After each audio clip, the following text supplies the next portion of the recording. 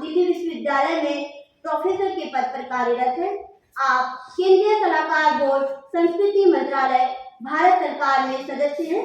आप सलाहकार समिति राजभाषा, पशुपालन, मत्स्य पालन और डेयरी मंत्रालय भारत सरकार के भी सदस्य हैं।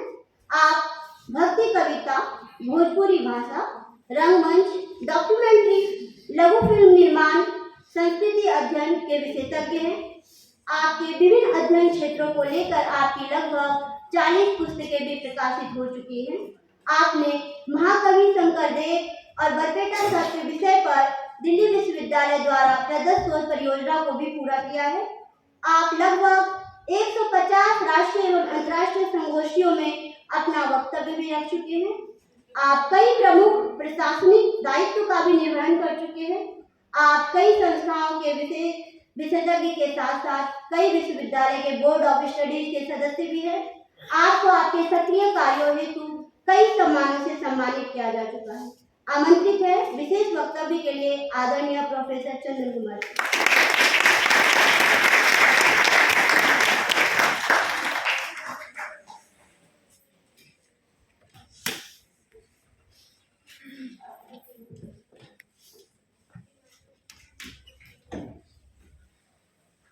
लक्ष्मीबाई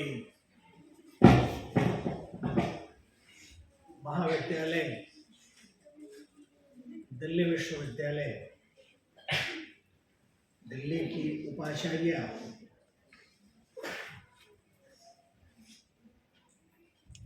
महोदया, विभाग के प्रभारी प्रमिला दहिया जी, लता जी, आनंद जी, प्रियंका जी, रामली लाल जी, रजत जी, मैं देख रहा हूँ मेरे साथ और मेरे वरिष्ठ, मेरे साथ काम करने वाले, मेरे सहयोगी और विद्वान, मेरे विद्यार्थी सब लोग बैठे हुए हैं। सबको मेरा प्रणाम। मुझे खुशी है, एक मेरा अपराध बोध दूर हुआ। मेरे कहने पर और हम लोगों के कहने पर इंडियन एयरफोर्स से नौकरी छोड़कर आए और जिनके लिए हमने 3 बार कोशिश की सत्यवती कॉलेज में इंटरव्यू करने की, नहीं हो पाए।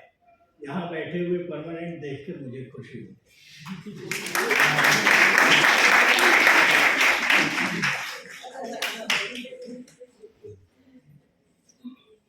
आज विश्व हिंदी दिवस है। 10 जनवरी 2006 को प्रथम विश्व हिंदी दिवस मनाया गया। इसकी एक पृष्ठभूमि है।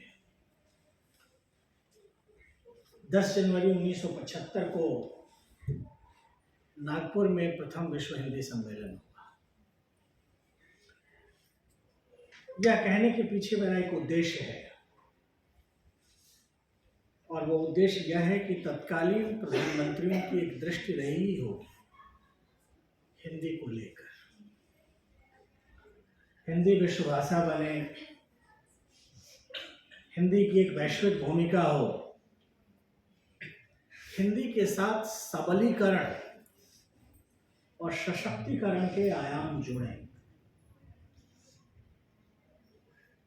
भाषा का एम्पावरमेंट क्या होता है, इस पर मैं आपसे बात करूंगा। आप विद्वान लोग हैं। यह दिवस ऐसा अवसर देता है कि हम भाषा को देखने की अपनी दृष्टि पर विचार करें। जो भाषा हमें दाएं में मिली है,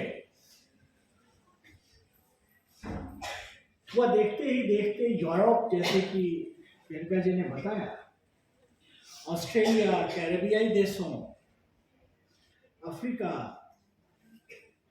अमेरिका और एशिया के विभिन्न भूभागों में संवाद और एक ज्ञान की भाषा के रूप में स्थापित हुई। अखिल भारतीय स्तर पर भी यह एक संवाद या ज्ञान की भाषा बनी। इसी संवाद से हिंदी का विश्वबोध निर्मित होता है। आदरणीय प्रभारी महोदय ने जब मुझसे बात की कि विषय क्या रखा है, मैंने कहा हिंदी के विश्वबोध पर बातचीत होनी चाहिए। विश्वबोध समझते हो, वर्ल्ड व्यू, इसके लिए अंग्रेजी में शब्द है वर्ल्ड। आप कभी गूगल कीजिएगा वर्ल्ड व्यू का। हमारे मूल्यबोध, हमारी दार्शनिकता, हमारी चिंतन पद्धति, अपेक्षाओं और कर्मण्यता का समुच्चय है वर्ल्ड व्यू। बोध क्या है? बोध विजडम भी है और दाय भी है। दाय सातत्यता है। सातत्यता समझते हैं, कंटिन्यूटी है, जीवन की लयात्मकता है। मैं इस चीज की व्याख्या करते चलूंगा। अगर भारतीय ज्ञान परंपरा के शब्द को मैं उधार लूं तो बोध लास्य है। आप कहेंगे लास्य क्या है? पार्वती लास्य करती है, शंकर तांडव करते हैं।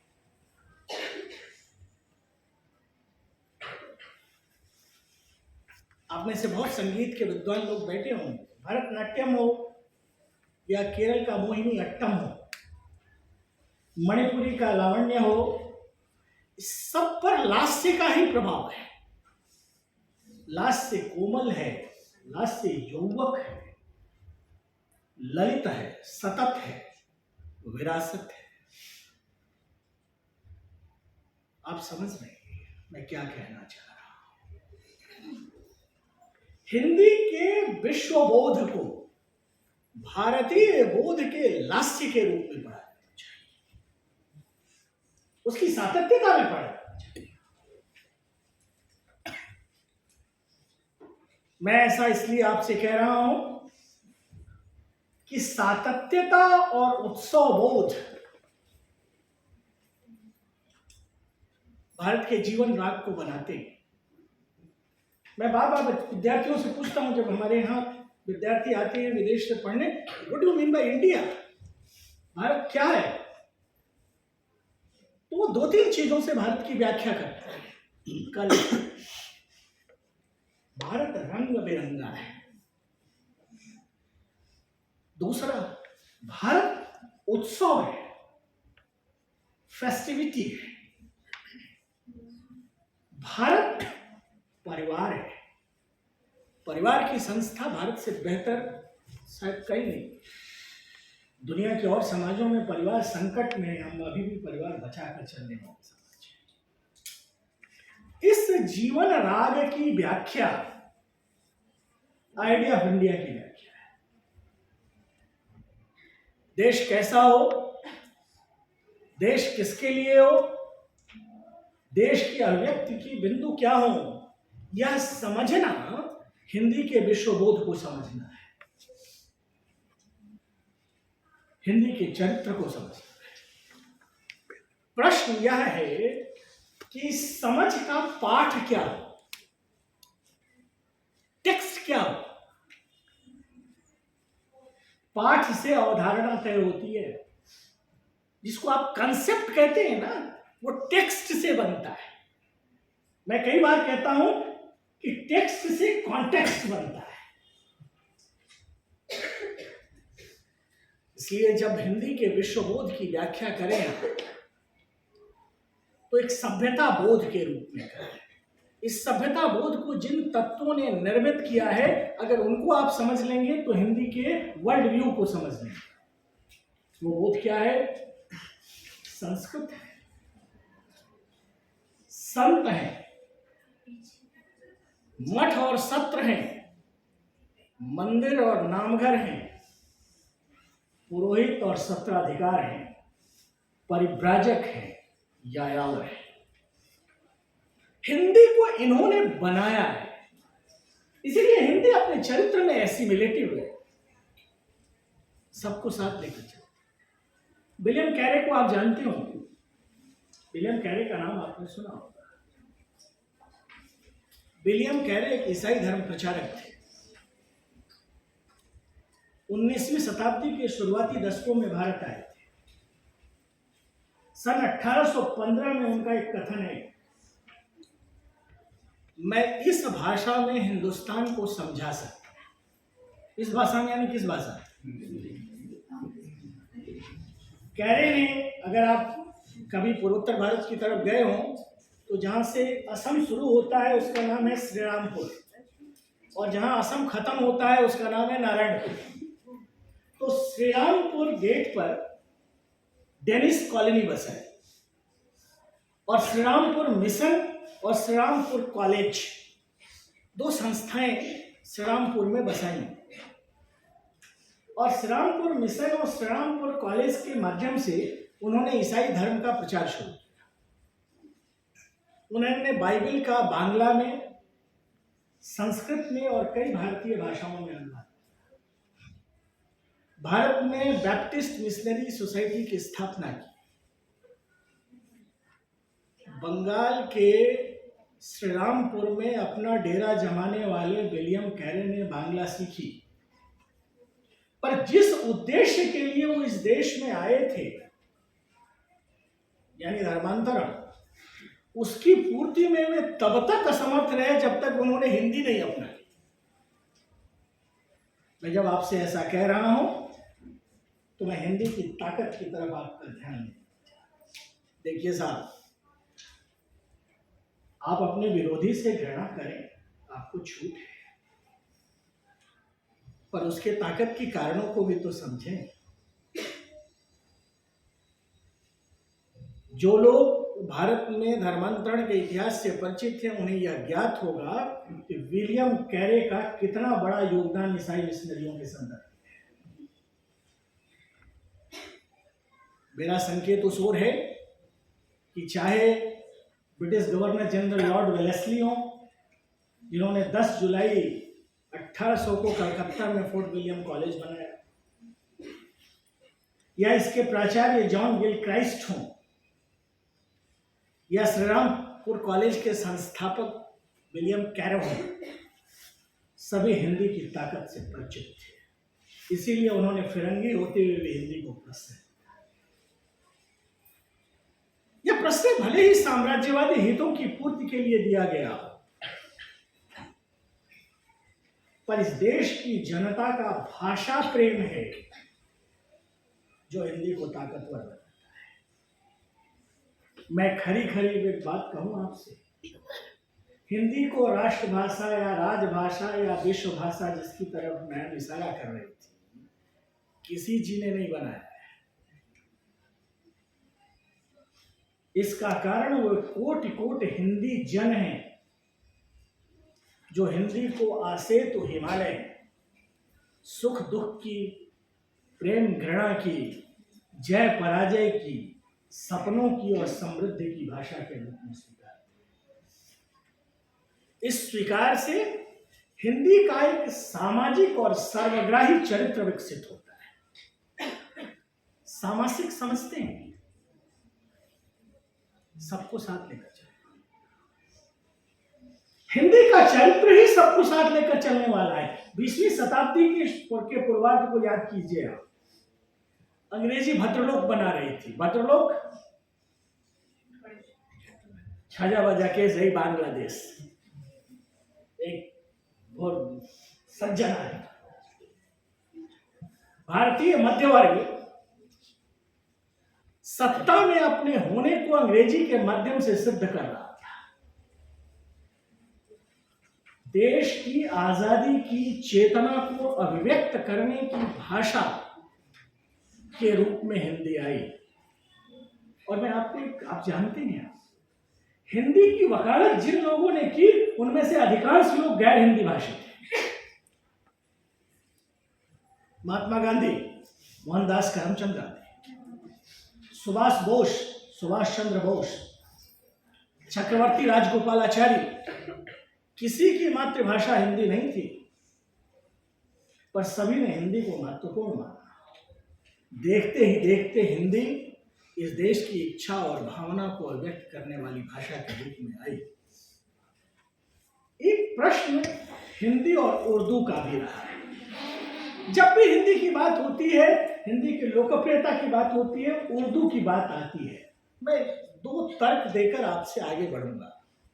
हम लोग जब विश्वविद्यालयों में पढ़ रहे थे तो हमें राजा लक्ष्मण सिंह बनाम राजा शिवप्रसाद सिंह सितारे हिंद के उदाहरणों से हिंदी उर्दू विवाद समझाया जाता था, और यह कोशिश भी सेलेक्टिव फैक्ट्स के आधार पर होती थी। सेलेक्टिव फैक्ट्स समझते हैं आप? पहले कोई निष्कर्ष या उद्देश्य तय कर लेना और फिर उस उद्देश्य के आधार पर तथ्यों का चयन करना और उसकी व्याख्या करना, बाद में इसको ज्ञान बताना।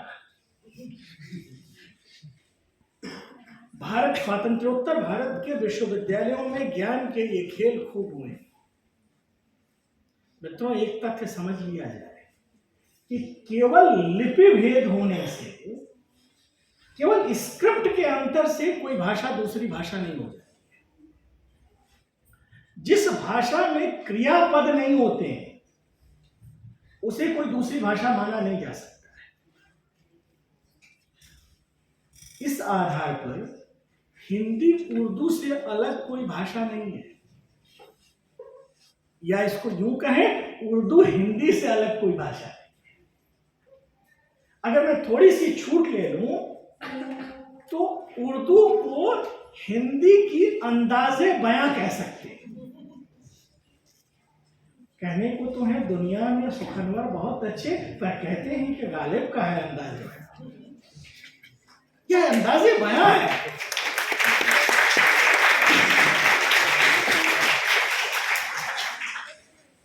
और थोड़ा और प्यार बढ़े और बढ़ेगा तो उर्दू को हिंदी की एक बोली के रूप में आप मान सकते हैं। यह कोशिश जितनी जल्दी होगी देश हित में। मेरा प्रयास है कि देश के विभिन्न विश्वविद्यालयों में अरबी फारसी में लिखित हिंदी साहित्य शीर्षक से एक प्रश्न पत्र चलाया है।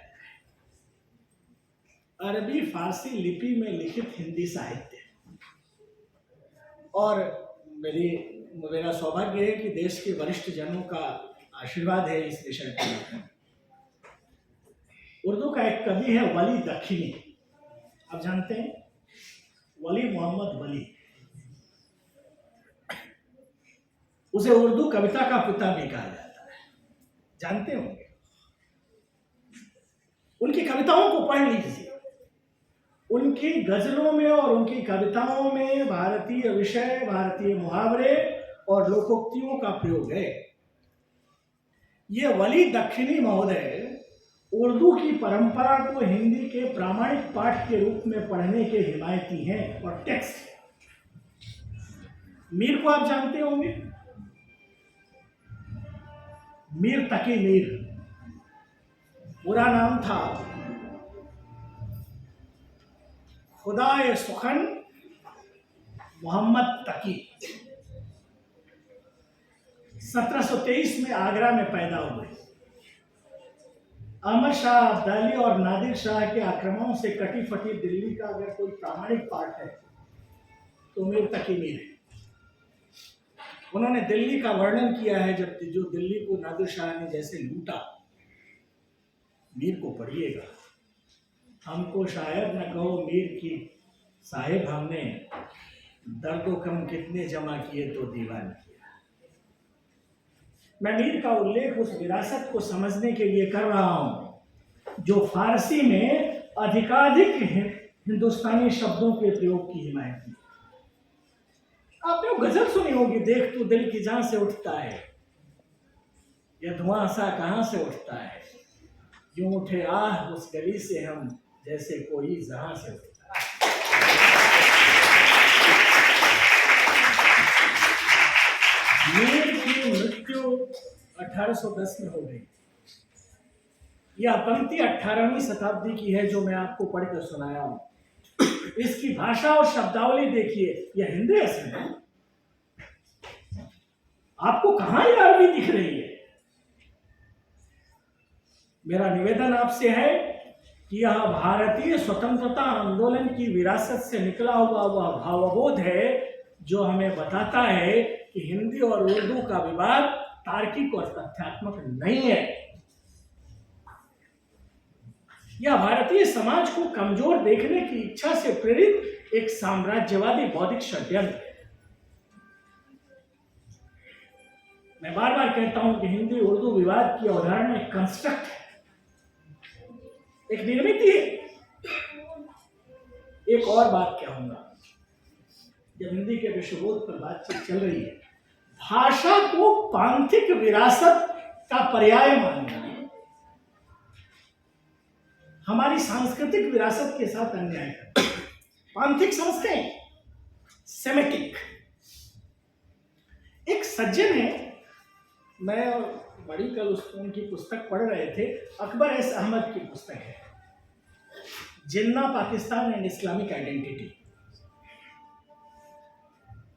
पुस्तक कोबो पर है, थोड़ी महंगी है, 3,3500 की पुस्तक है, पढ़िएगा। बड़े रोचक निष्कर्ष हैं। पुस्तक के लेखक अकबर सलाउद्दीन अहमद स्वास में पढ़े, यूनिवर्सिटी ऑफ बर्मिंघम में पढ़े और यूनिवर्सिटी ऑफ लंदन में पढ़े। सन 1943 में प्रयागराज में पैदा हुए और वाशिंगटन में पढ़ाया। उनको पढ़ना यह जानने के लिए जरूरी है कि पांथिक मान्यताएं भाषाई चेतना का पर्याय नहीं होती है। मैं थोड़ी और स्पष्ट कर दूं आपको।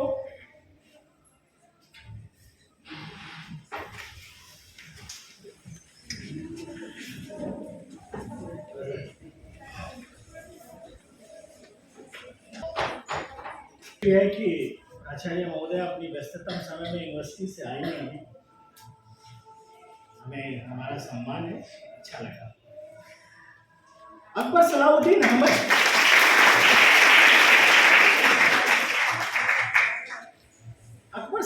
अहमद को पढ़ना इसलिए भी जरूरी है कि वे भाषाई चेतना, राष्ट्रबोध और पांथिक मान्यता पर बात करते हैं। मित्रों, भाषा पांथिक मान्यता के आधार पर पाकिस्तान बना और भाषा के नाम पर पाकिस्तान टूट गया। मैं जब ऐसा आपसे कह रहा हूं तो आपसे ध्यान देने की वकालत कर रहा हूं कि इस देश की भाषाई चेतना आत्ममुग्धता का पर्याय नहीं है, अपितु सांस्कृतिक और बौद्धिक आत्मावलोकन के भाव से भी प्रेरित रही है। भारतेंदु का बलिया वाला भाषण पढ़िएगा। आपको पता है बलिया के ददरी में मेला लगता है, कार्तिक पूर्णिमा को मेला लगता है। 1884 की कार्तिक पूर्णिमा को भारतेंदु ने वहां एक भाषण दिया। गंगा और घाघरा के मिलन स्थल पर पूर्वांचल के ददरी गांव में दिया गया यह भाषण 19वीं 20वीं शताब्दी की भाषाई चेतना और सांस्कृतिक समझ का घोषणा पत्र है। भारतवर्ष की उन्नति कैसे हो सकती है, उस भाषण का शीर्षक है। रामविलास शर्मा जी ने, क्रिस्टोफर किंग ने, फ्रांसिस्का आर्सेनी ने इस भाषण के बहाने से भारत में पुनर्जागरण की चेतना पर बातचीत की। बलिया के तत्कालीन अंग्रेज कलेक्टर डीटी रॉबर्ट्स के सामने यह दिया गया भाषण। सत्ता के सामने अपनी बात कहने की ताकत बहुत कम लोगों में होती है, पर इस भाषण में भारतेंदु आह्वान करते हैं, भाइयों अब तो नींद से चौंको, अपने देश में सब प्रकार की उन्नति करो, जिससे तुम्हारी भलाई हो। वैसे ही किताबें पढ़ो, वैसे ही खेल खेलो, वैसे ही बातचीत करो। परदेसी वस्तु और परदेसी भाषा पर भरोसा मत रखो। अपने देश में अपनी भाषा में उन्नति करो। भारतेंदु का यह भाषण आपको बताता है कि परिस्थितियां कठिन हो सकती हैं, किंतु स्वाधीन चेतना का मतलब है निज भाषा और निज देश के हितों के पक्ष में। हिंदी का विश्वबोध इसी आत्मचेतस गौरव से बनता हुआ विश्वबोध है। यह चेतना आपको एक आत्मचिंतन का भाव देती है। हिंदी की पूरी परंपरा को आप उठाकर देख लें, हिंदी विसंवादी स्वरों को महत्व देने वाली भाषा है। हिंदी में नवजागरण की शुरुआत अक्सर हम लोग बात करते हैं 2 वाक्यों से होती है। भारतेंदु बाबू हरिश्चंद्र का नाम आप सभी ने सुना है। उनके 2 पत्रिकाओं के ध्येय वाक्य हैं, हो ही मनुष्य हैं क्यों भय हम गुलाम बेखूब, और नारी नरसम हो। आदमी तुम भी आदमी हम भी, हम गुलाम तुम राजा नहीं चलेगा। स्त्री पुरुष के बराबर है। आज सब कोई कहता है, भले मानता ना हो, पर आज से 100 साल पहले ये बात कहना एक बौद्धिक आत्मगौरव की मांग करता है। स्वातंत्र्योत्तर भारत में जिस संविधान की हम कस्में खाते हैं ना, वह हिंदी की आत्मचेतना से निकला हुआ संविधान बोध है। इसलिए हिंदी में जब भी बात करें आप, तो इस विषय पर ध्यान रखते हुए बात करें कि हिंदी आत्ममुग्धता की भाषा नहीं है, हिंदी आत्मचेतना की भी भाषा है। जिस राष्ट्र के निर्माण की आप बात करते हैं, उस राष्ट्र का निर्माण एक आत्मचेतस व्यक्ति के साथ आत्मालोचन की प्रक्रिया से निकला हुआ भावबोध है। मित्रों, हिंदी को हिंदी जन और हिंदी की बोलियों ने बनाया है। अब 18वीं शताब्दी के पूरे हिंदी साहित्य और हिंदी की रचनात्मकता को देख लीजिए। ब्रजभाषा, अवधी, भोजपुरी, बैसवाड़े से निराला आते, जयशंकर प्रसाद भोजपुरी क्षेत्र से आते,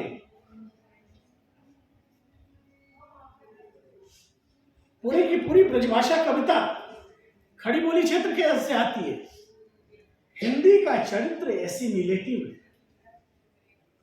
बड़े होने की पहचान क्या है? बड़े होने की पहचान यह है कि आप अपने से असहमत को भी अपने पास जगह।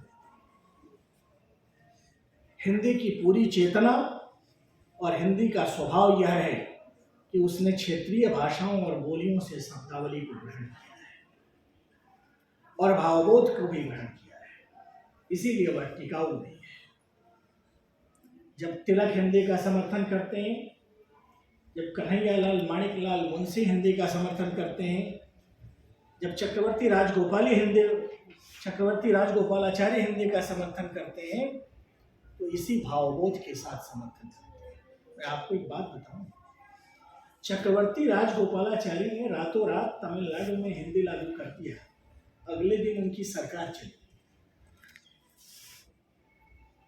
चक्रवर्ती राजगोपालाचार्य हिंदी क्षेत्र के नहीं थे, मद्रास प्रेसिडेंसी में उन्होंने लागू किया।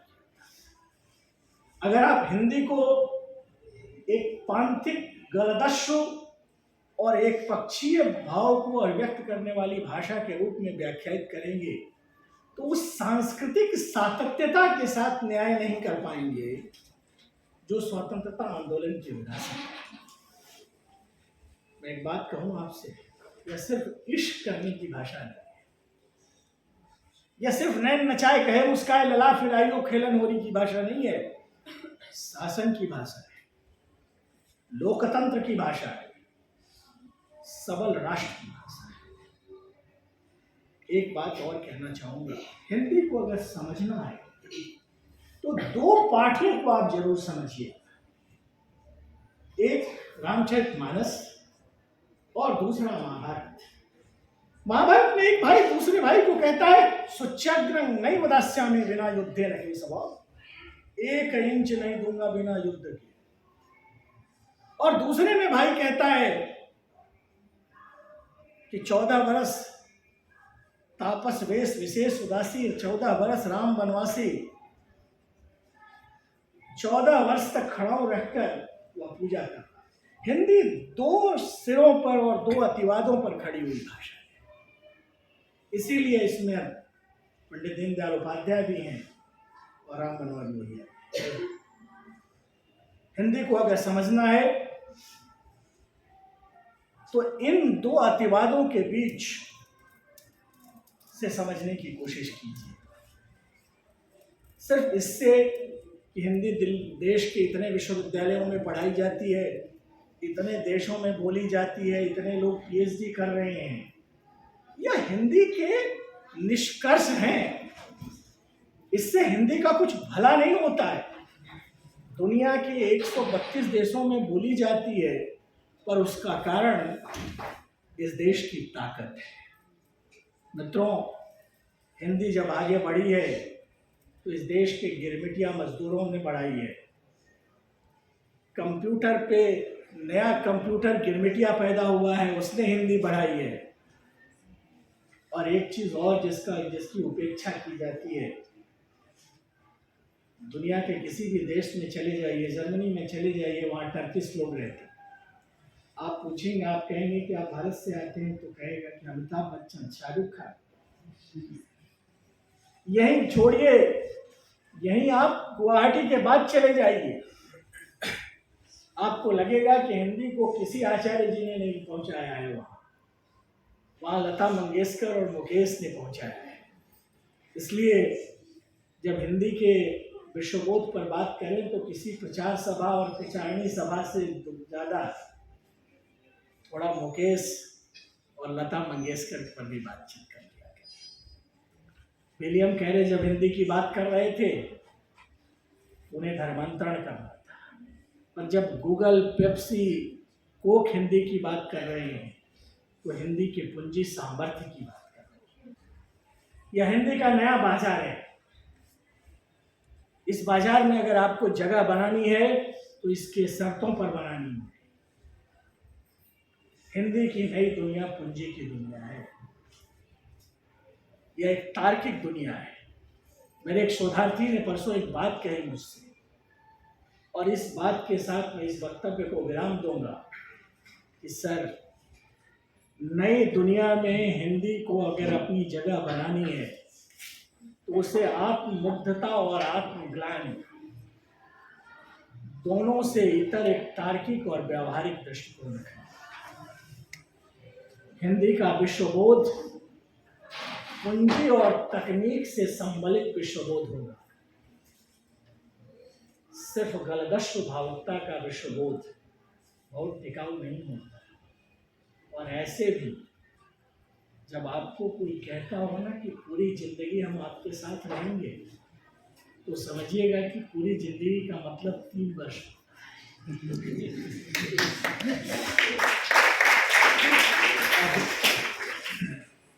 क्योंकि पीएचडी पूरा करने के उम्र 3 वर्ष। मित्रों, आप पूंजी और तार्किक दुनिया में हिंदी के साथ जाएं, ये मेरी कामना है। लक्ष्मीबाई महाविद्यालय और यहाँ के विद्वान प्राध्यापकों ने मुझे बुलाया, आपका बहुत बहुत आभार। आपको सादर प्रणाम।